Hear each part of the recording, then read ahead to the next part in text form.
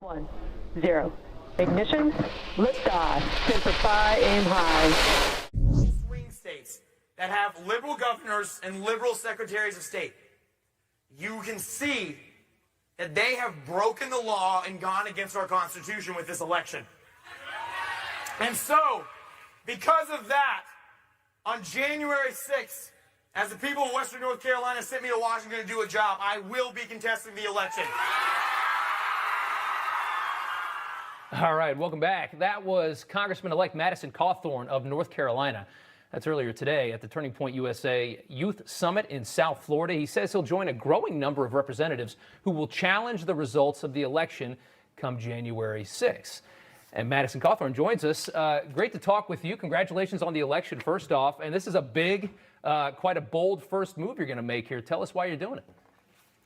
Well, the number one reason, I was pontificating in that talk today at SAS, the Student Action Summit, and I really started saying, the reason it's more fun to be a Republican is that you can go to bed at night knowing that you are doing the right and the just thing. And so as I was sitting there, I know this will cause some political blowback. In the end, I don't believe anyone should be sent to Washington, D.C. for a career. I believe they should be sent there to do a job for the American people and to represent them.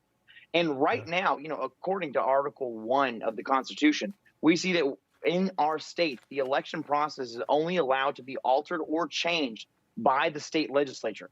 But what we're seeing going on in 7 of these very key swing states is that, as you just played in that clip, we have these rogue Democratic governors and secretaries of state who were altering the laws because of a pandemic and the emergency. But as I always say, if you let your elected leaders break the law during an emergency, they will in the future create an emergency to break the law.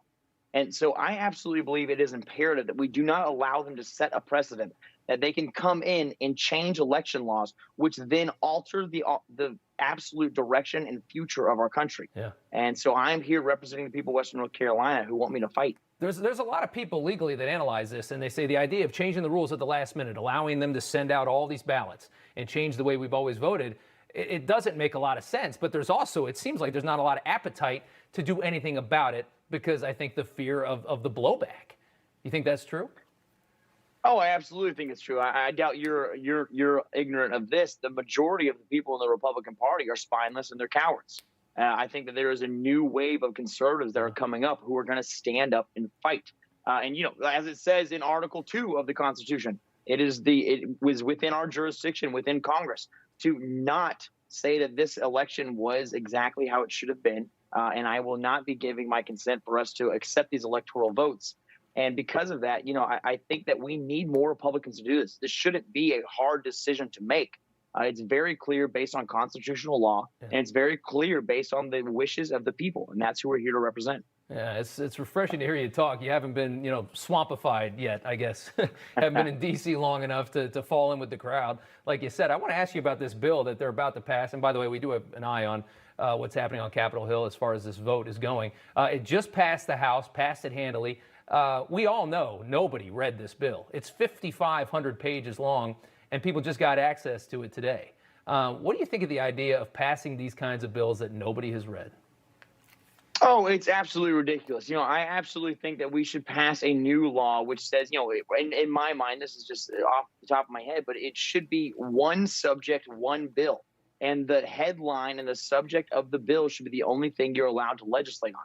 Because right now, Congress is trying to pass this emergency legislation to get desperately needed funding to the American people.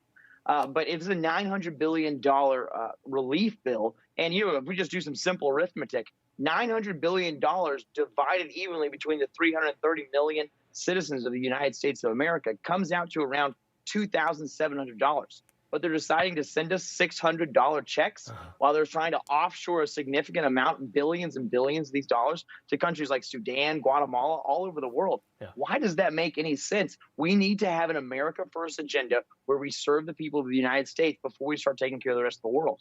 I couldn't agree more with that. I want to ask you, you're at this Turning Point thing over the weekend. A lot of young Republicans gather there. It's a pretty cool thing. When you talk to a lot of young people that aren't necessarily on the right, they talk about the idea of getting rid of the Electoral College. Obviously, Democrats love this idea because they'd probably never lose another presidential election. What do you think of that? Well, I think it's ridiculous. I mean, in this country, it's an incredible country from coast to shining coast. I mean, we've got incredible metropolitan areas like Miami and New York. We've got the Rust Belt in the north.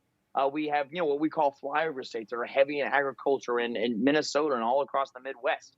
But then you have areas that are heavy in tourism, like my home in Western North Carolina, the beautiful Appalachian Mountains. Yeah. And so you're going to tell me that you want every single one of those people to be represented by what I think it's 17 counties that you would need to be able to win a presidential election? That's ridiculous. We created the Electoral College so that we would never have a tyranny of the majority. And that is exactly what the Democrats want. They are hungry for power, and God help us if they ever get it. Yeah.